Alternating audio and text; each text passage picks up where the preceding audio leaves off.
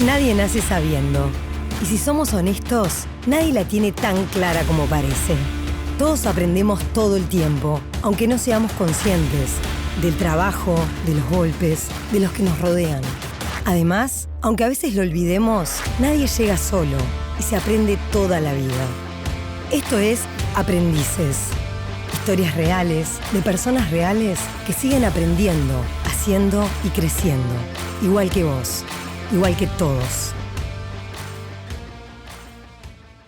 Con apenas 23 años, entró al mundo de la tecnología y quedó atrapada. Juliana Corvo, una joven contadora, liderando en una industria dominada por ingenieros, encontró allí su verdadera pasión. Una mujer en un mundo de hombres. Gracias a su energía, visión y determinación, logró llegar a lo más alto. Pero incluso así, ¿por qué sintió el síndrome del impostor?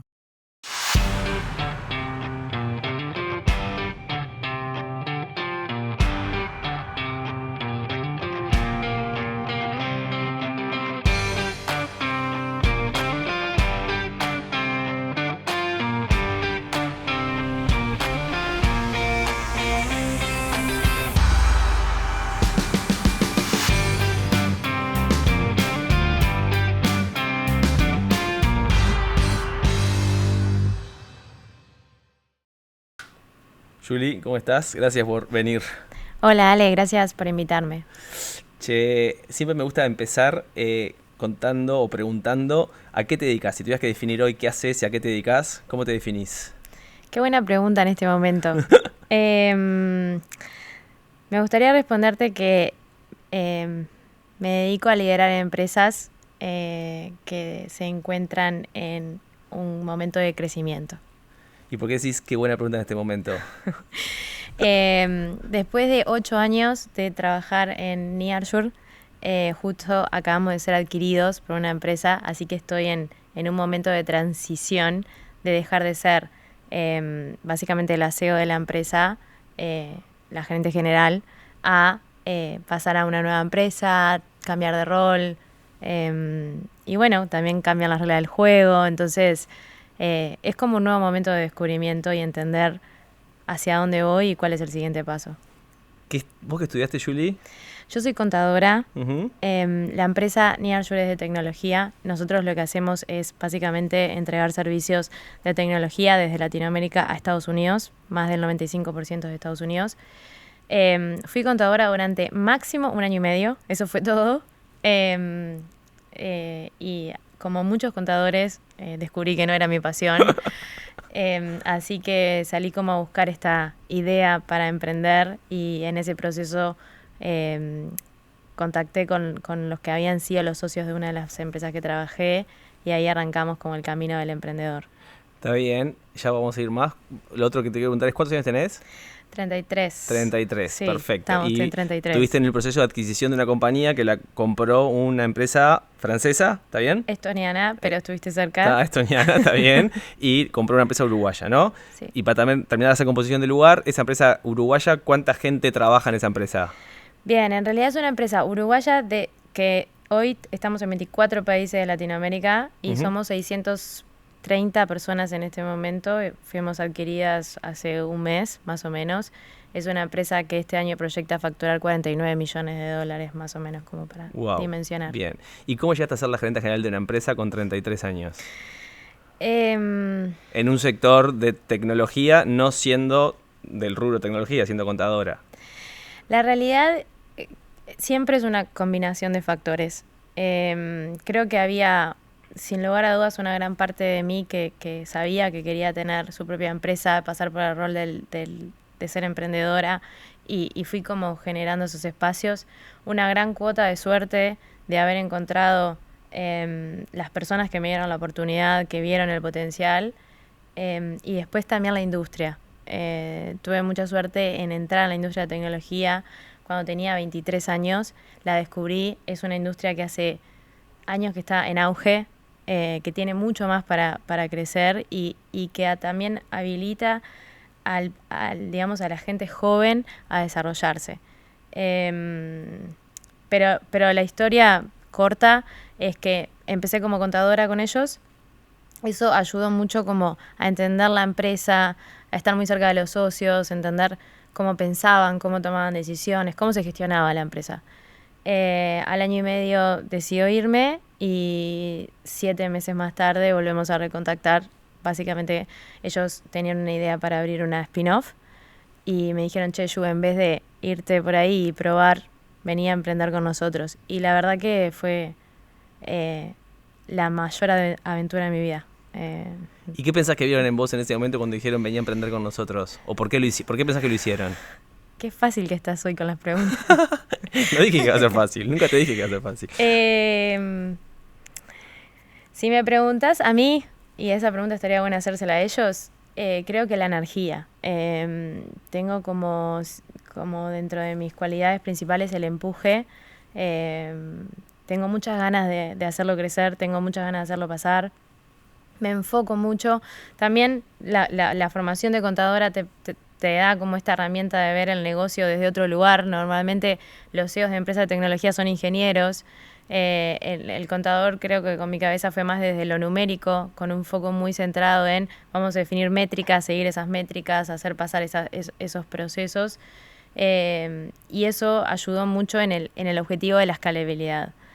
Y bueno, creo que también el hecho de haberlos conocido tan chica, haber trabajado con ellos, al día de hoy siento que de alguna forma pensamos muy parecido, digamos que me formé con ellos. Entonces también entiendo que eso fue una de las cosas que valoraron a la hora de elegirme. ¿Cuántas mujeres, no como vos porque sería muy simplista, pero cuántas mujeres hay es tan normal o es normal encontrar en la industria en posiciones como la tuya? No, es muy bajo. De hecho, en la industria el promedio es 28%. Nearshore en este momento está en un 35%, pero porque ponemos un esfuerzo muy fuerte para lograr estar. Y de todas formas, 35% sigue siendo bajo. Lo ideal sería ir a un equilibrio. En roles de liderazgo habría que mirarlo, pero los porcentajes deben estar por debajo del 5% seguro. Las veces que hemos hablado, siempre me decís, estoy de viaje o te encuentro estoy en San Francisco, estoy en Houston, estoy en Nueva York. ¿Viajás mucho? Cuando viajás, ¿qué tan normal es encontrar en esos viajes mujeres a los lugares a donde vas? No, es muy difícil, la verdad. No solamente eso, digo, en la historia del liderazgo de Nearshore me ha pasado estar en mesas con 16 personas, 16 varones, y ser la única mujer sentada en esa mesa. Esas cosas pasan. Cada vez se ven más mujeres, cada vez uno conoce más CEO mujeres de tecnología, y la verdad es que uno se da cuenta que somos pocas porque cuando conoce a una es como, che, contactemos, hablemos, sigamos esta relación. Todo el tiempo me preguntan, ¿qué consejo le darías a una mujer que quiere desarrollarse en esta industria? Para mí lo principal es encontrarse a alguien que ya lo haya hecho para cortar camino. Okay. Para entender qué desafíos sí tenés, pero también qué ventajas y qué oportunidades te da, y cómo básicamente que el enfoque sea en potenciar esas ventajas y esas oportunidades, y básicamente cómo mitigar las desventajas de ser la minoría. ¿Y la pasaste mal por eso? No, nunca. ¿Pero concientizabas cuando estabas en esas situaciones con esa minoría, ni que hablar, pero con alguna desventaja, con alguna incomodidad? Yo creo que lo más importante que me pasaba cuando estaba en la mesa con los 16 profesionales y todos hombres, me faltaba la visión de la mujer. Cuando uno quería hacer entender un punto, o mismo que algo que no te estás dando cuenta en ese momento, que cuando hay una composición mixta o por lo menos de más mujeres, se da enseguida la visión de la mujer, que en esos escenarios te das cuenta que no está. Y del otro lado, ¿cómo sentís que viven o vivimos los hombres esa presencia de la mujer? ¿Es incomoda, ilumina, inspira, nos deja fuera de hacer chistes más boludos que a veces hacemos? ¿Cómo es eso? Bueno, yo creo que depende mucho de cuál es la cultura de la empresa, de cuál también es la diversidad que manejan, pero la capacidad de adaptarse. Me ha pasado de todo. Me ha pasado de que sí, se siente que no están cómodos, sí, pero en la mayoría de los casos me ha pasado todo lo contrario. Che, qué bueno que Julie estás acá, Constantemente escucha mi opinión. Me ha pasado muchas veces que cada vez que hablo es como que todos se callan y escuchan. Entonces, la verdad, depende mucho de las personas que estén en esa mesa. No es menor, me preguntabas por mi historia.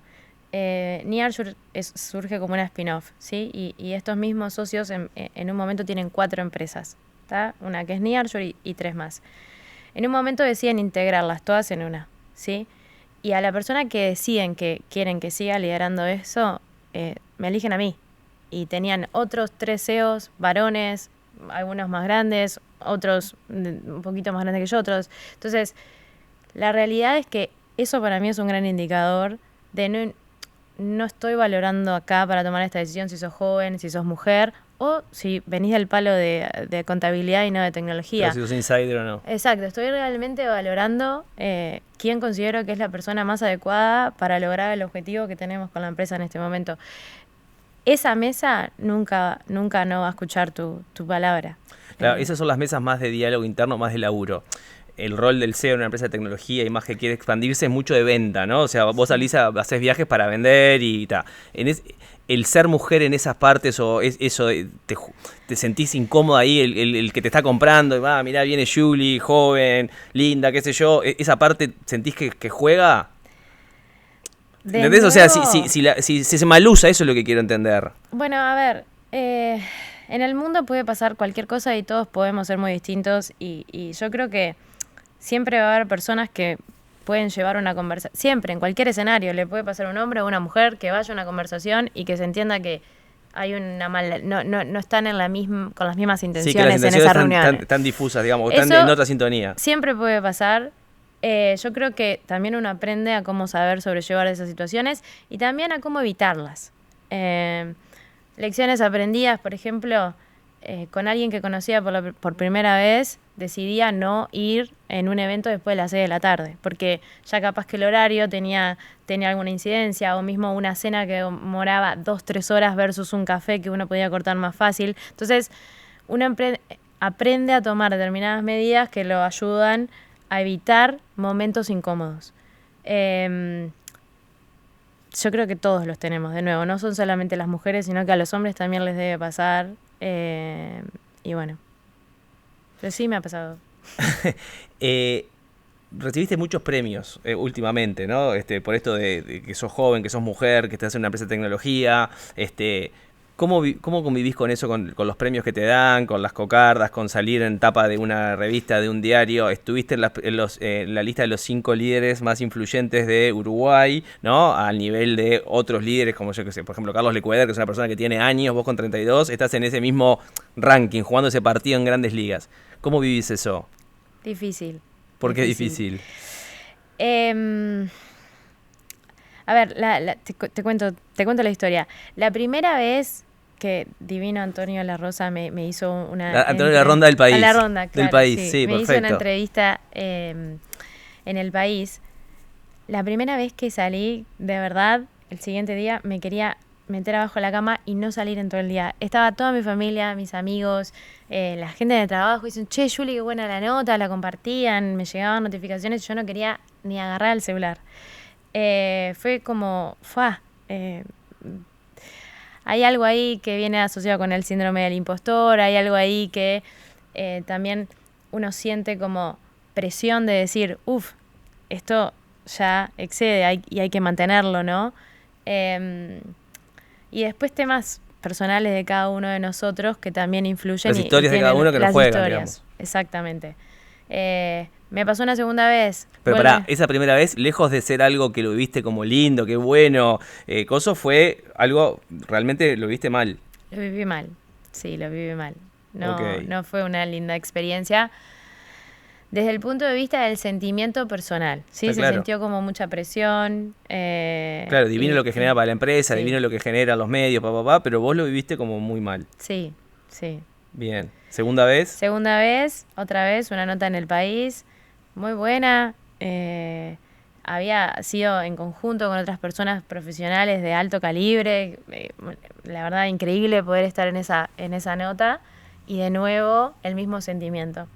Entonces, 2 días después tengo terapia. La verdad que hace ya 8 años que voy a terapia. Y le digo, Lil se llama. Lil, no, necesitamos solucionar esto, porque no puede ser que cada vez que me pase este reconocimiento, yo no pueda con el reconocimiento. No lo quiero tampoco disfrutar, pero por lo menos no quiero estar pasándola mal. Claro. Bueno, sobre todo porque algo que es de una buena noticia, porque no es que estás queriendo disfrutar algo malo, estás queriendo disfrutar algo que per se es bueno, digamos. Y que no solamente la nota es buena, sino que la gente está contenta, celebra contigo, quiere celebrarlo contigo y vos en realidad en ese momento no podés. Entonces empezamos y obviamente que dura varias sesiones y lo empezás a desentrañar y demás, y ahí descubrimos, ¿no? Creo que te conté alguna vez, yo tengo algunos temas familiares, mi papá me abandonó cuando era chica, entonces dijimos, acá estamos dando con esto. Resolví temas personales que la verdad uno... esto es interesante también, yo creo que a veces a uno lo ven por lo que se ve afuera como una persona infalible o capaz de solucionar todo, o que no tiene errores, y es todo lo contrario, ¿no? Yo creo que todos los humanos tenemos partes que somos muy fuertes y partes donde somos débiles, y eso es un equilibrio. Claro, obvio. Entonces yo tenía que encarar determinadas conversaciones que no estaba pudiendo. Y básicamente como que me animé. Fue como, ya está. Esto ya escaló demasiado y no me está permitiendo avanzar ni tampoco disfrutar de lo que me está pasando.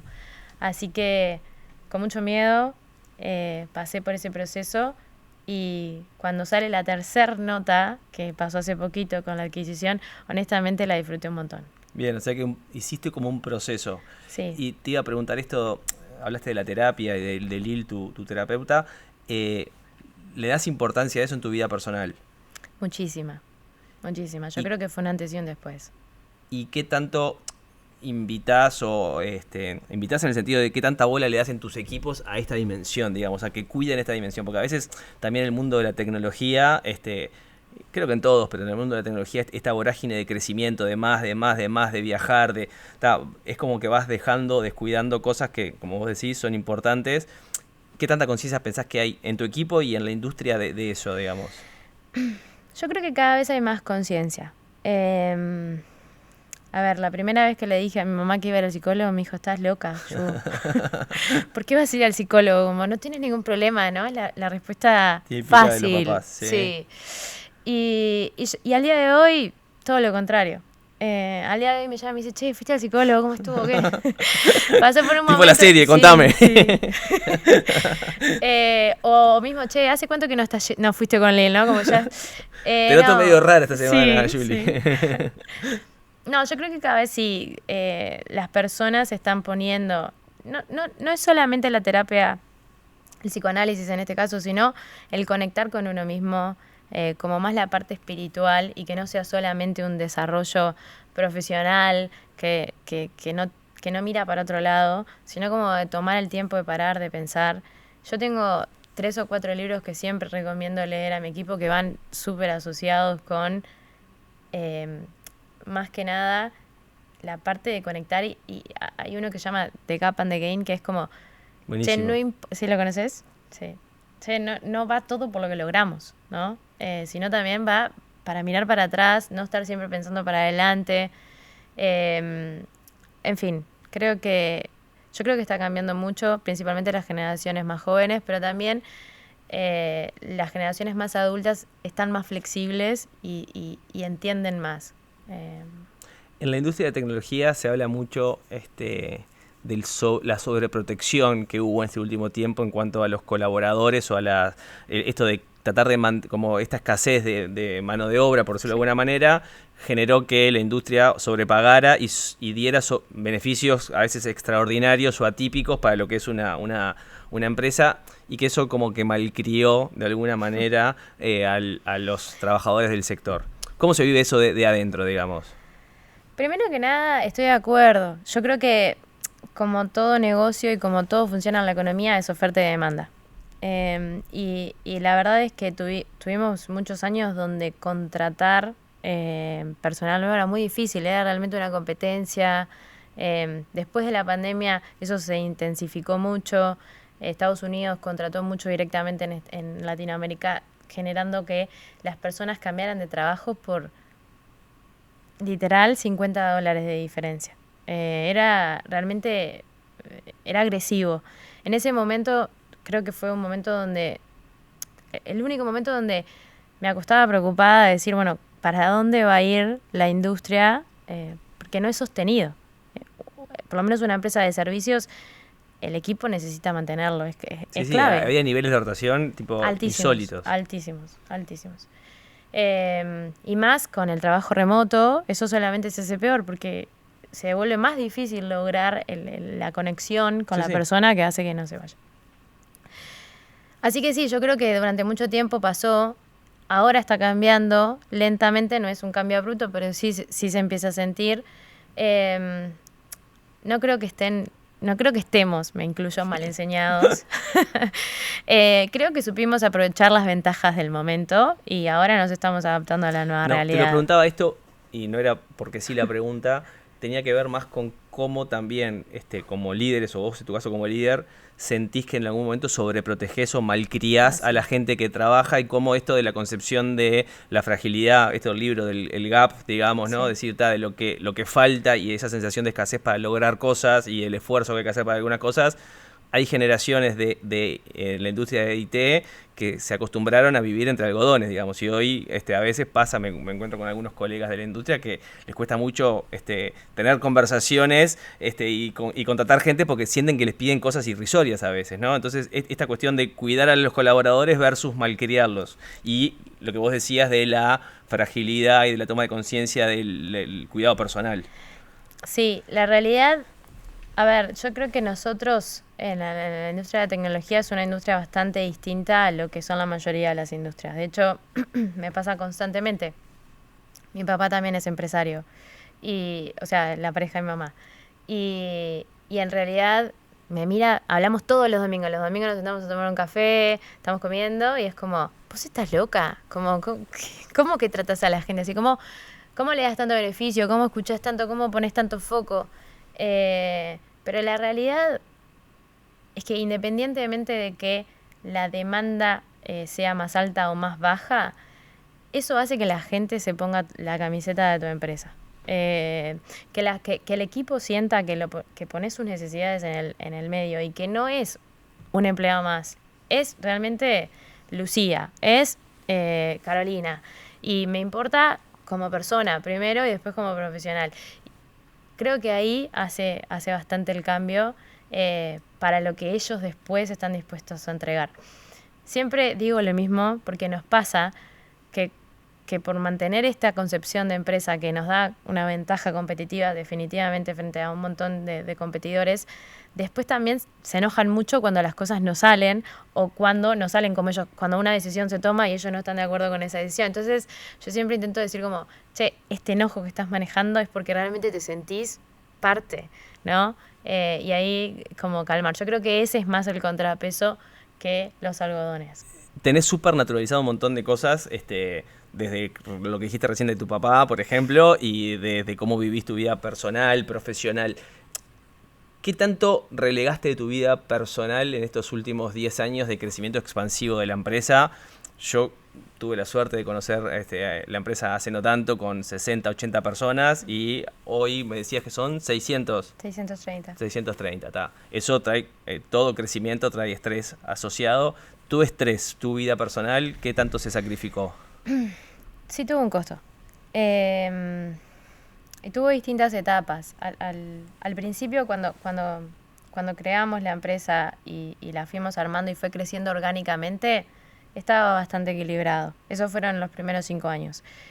Siempre es un trabajo demandante. Los viajes, me paso 4 meses al año afuera. Y cuando uno está de viaje por trabajo, son 20 horas la jornada laboral. Pero igual siempre lograba el equilibrio que por lo menos necesitaba. Después de que decidimos integrar estas 4 empresas, pasamos de un día para el otro de ser 300 personas a ser 550. Entonces, realmente me cambió mucho el rol. Me cambió el rol no solamente por el tamaño de la empresa, sino porque la empresa hacía una cosa y de repente no hacía más eso, sino que hacía otro. Tenía una cultura y de repente ya no era más esa cultura, era otra. Y además había 250 personas que, si bien me conocían, todavía no me validaban como líder. Y son personas profesionales que para ganarte esa confianza tenés que demostrarles, ¿no? Y tenés que decir y después cumplir. Y para eso lleva tiempo. Entonces, creo que esos 2 últimos años, realmente ahí sí se me fue de control el balance de la vida-trabajo. Y que ese que se te fue de control, ¿qué veía una persona que te veía con ese fuera de control? ¿Qué estaba pasando? ¿Qué quieres decir cuando se te fue de control? Bueno, los síntomas más claros eran que era muy difícil desconectar. Estaba constantemente pensando, por más de que no estuviera trabajando específicamente. No estaba presente, me podía juntar con amigos y podía estar acá y vos me podías estar contando de tu vida. Yo te escuchaba, pero no lograba estar presente, no lograba darte un buen consejo. Mi cabeza estaba en otro lado. Con mucho ruido mental, digamos. Mucho ruido mental. Siempre el sentimiento de la estoy corriendo de atrás constantemente, ¿no? Como arrancás el día y ya tenés muchos debes. Y el nunca sentir que uno llega por lo menos a un lugar de equilibrio. Y también obviamente presiones, porque el cambio genera inseguridades para todos, entonces también hay un proceso de validación de decir, bueno, sí soy la persona, no solamente para los demás, sino para mí, sí soy la persona que puede llevar a Nearshore a ese siguiente nivel, ¿no? Entonces, como que todos esos factores juntos hicieron que durante ese tiempo se desequilibrara. Venía ya hace un par de meses trabajando para realmente me importa que eso no pase. Considero que en ese estado es insostenible en el largo plazo. Así que si realmente lo quiero hacer, que lo quiero hacer, necesitaba encontrar un mejor balance. Y esto, quiero seguir como profundizando esto porque me parece que es súper relevante el hecho, pensando en gente que te pueda escuchar tu historia. ¿Pensás que una persona en otras condiciones, yo qué sé, no sé, siendo, por ejemplo, mamá, ¿no? Que se habla mucho de esto de mamá o papá, o teniendo familia, o teniendo más responsabilidades, o responsabilidades adicionales, tener que cuidar a una persona o lo que sea, ¿lo podría haber hecho? ¿Sentís que hubiera sido posible si no? Porque también se habla mucho de esto y del rol de la mujer, de la desventaja que está la mujer sanamente en estas cuestiones de que tiene que ser mamá, tiene que cumplir con algunas obligaciones. Vos viste un proceso súper tenso y lo pudiste lograr. Es como esa tensión, es real, o sea, es realmente así. Yo creo que se puede, ¿tá?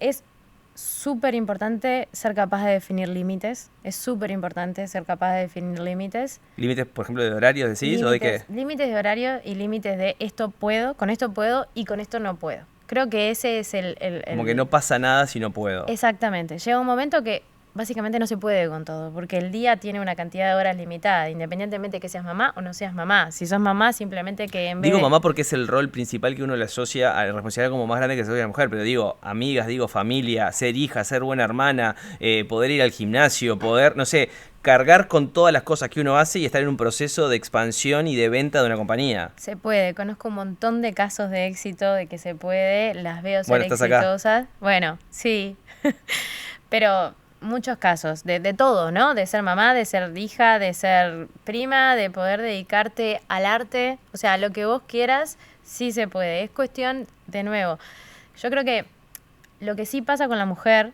es que nosotras tenemos como una concepción de que podemos con todo y de que nunca fallamos y de que sí, vos dámelo a mí, que yo lo agarro. Eso es, creo que lo más difícil que la mujer tiene que destrancar para poder hacerlo y combinar una vida personal plena con una carrera profesional creciendo en estos roles. Esto no lo voy a hacer, ¿no? Los nos. Sí, la verdad, podría hacerlo, tengo la capacidad de hacerlo, pero no lo voy a hacer. Eso es súper difícil para la mujer. ¿Y te da culpa decir que no? Mucha. Sí, mucha. Sí. ¿Y cómo lidias con eso? Y bueno, yo creo que en mi caso, la forma que lo aprendí fue básicamente habiendo dicho que sí en momentos donde tendría que haber dicho que no y después pagando las consecuencias. Con golpes. Y sí, a golpes. Pero bueno, no, siento que tampoco caería de nuevo en esas dinámicas. Hablamos poco del proceso de venta y no es el foco de la charla, pero sí me interesa mucho esto porque me ha tocado ser testigo del proceso de venta. No sos la típica CEO que uno piensa encontrar en una empresa cuando viene a negociar una empresa grande que los compra. A ver, vamos a entrenar con la gerente general y apareces vos. Y no lo digo mal, sino lo digo como justamente siendo quien sos. ¿Eso te pasó también en la negociación? ¿Fue un issue, digamos, de la negociación, de la charla? ¿Estuvo arriba de la mesa? ¿Pasó algo? ¿Te dijeron, che, Juli, te acompañamos porque vos sola no? No, ni de ningún lado, ni de los socios anteriores de Nearsure, ni del lado de la nueva empresa. Realmente todo lo contrario. Siento que las oportunidades que me abren y el espacio que me dan para dar mi opinión, para la charla, para tomar decisiones, es mucho más alto de lo que esperé que fuera en función de charlas que he tenido con otras empresas, de que son adquiridos también, ¿no? Y la verdad que siento como un espacio de co-creación que parece, por lo menos, muy fuera de lo normal. Tuviste, como decías vos, 10 años o 9 años, ¿no? De los 23 hasta los 33, digamos, de una vida profesional súper activa. Decís, toca parar ahora para reinventarse para adelante. ¿En qué momento estás actualmente? Es un momento lindo. A mí me pasó que soy una persona que va muy orientada a objetivos. Entonces, primero, y esto seguro va a resonar con mucha gente, primero fue como, bueno, tengo que terminar la facultad, me voy de viaje, tengo que, ¿no? Ahora hacer mi propia empresa, vender. Entonces, siempre con un objetivo adelante. Todos los tengo que, digamos. Claro, ¿no? Y el objetivo, de nuevo, como, bueno, esto se tiene que hacer en determinada cantidad de tiempo. Estoy en un momento de que estoy peleando contra mis demonios e intentando no ponerme un próximo objetivo. Sino como aprender a vivir sin ok. En algún momento va a volver a aparecer un objetivo porque es así, pero como también aprender a existir y ser feliz y tener esos sentimientos de realización sin tener claro, bueno, y ahora qué es lo siguiente que tengo que lograr, ¿no? Y que realmente conecte con que el valor viene por otro lado. ¿Qué es lo que más aprendiste en estos últimos 10 años? Si tuvieras que decir, mira, mi top 3 de aprendizajes o los que te vengan rápido a la cabeza. Mira, hay algunos que son bien fáciles. Creo que el primero es cuando estás enfrente a un problema que te parece súper grave y no sabes cómo lo vas a abordar, pensá que en 6 meses ese problema va a ser chiquito y vas a tener otro problema 10 veces peor. Y lo vas a poder encarar. Y entonces, eso te permite como poner la perspectiva de dónde está el problema y cómo atacarlo. Y el otro gran consejo que en mi caso fue súper bueno fue que fuimos decidiendo poner personas en roles que sabían mucho más de ese rol que lo que sabía yo o cualquiera de las personas. Eso muchas veces implicaba que esas personas ganaban más sueldos que cualquier otra persona de la empresa. Pero la verdad que eso también ayudó a cortar un montón de caminos. Como no ser la persona que sabe más en la mesa, clave. Eso está bueno porque muchas veces es como un consejo de libro, que entonces que lo diga alguien que lo vivió en carne propia está buenísimo y vale el doble. Clave, yo creo que hay algo que yo tenía, que no tenía el resto, por más que supiera un montón, que era que al haber empezado la empresa del momento cero, conocía cada rincón de esa empresa, conocía cada proceso, conocía cada... me había tocado reclutar, armar la página web, vender ¿no? Todo. Entonces, eso sí no lo va a poder poner nadie, eso siempre vas a ser vos la persona que lo va a poner. Pero si empezás en la mesa a poner gente que realmente sabe y perdés ese miedo... y te animás a hacer esa jugada, porque muchas veces también es un riesgo contratar a alguien con esos sueldos y ir para adelante. Empezás a crecer súper rápido y empezás a notar el cambio. Juli, te agradezco, ojalá que tomes cumplido el final, pero un placer la charla, disfrutá de lo que lograste y gracias por la ternura y la sinceridad con la que contás todo que te caracteriza y creo que es un valor enorme que tenés para adelante.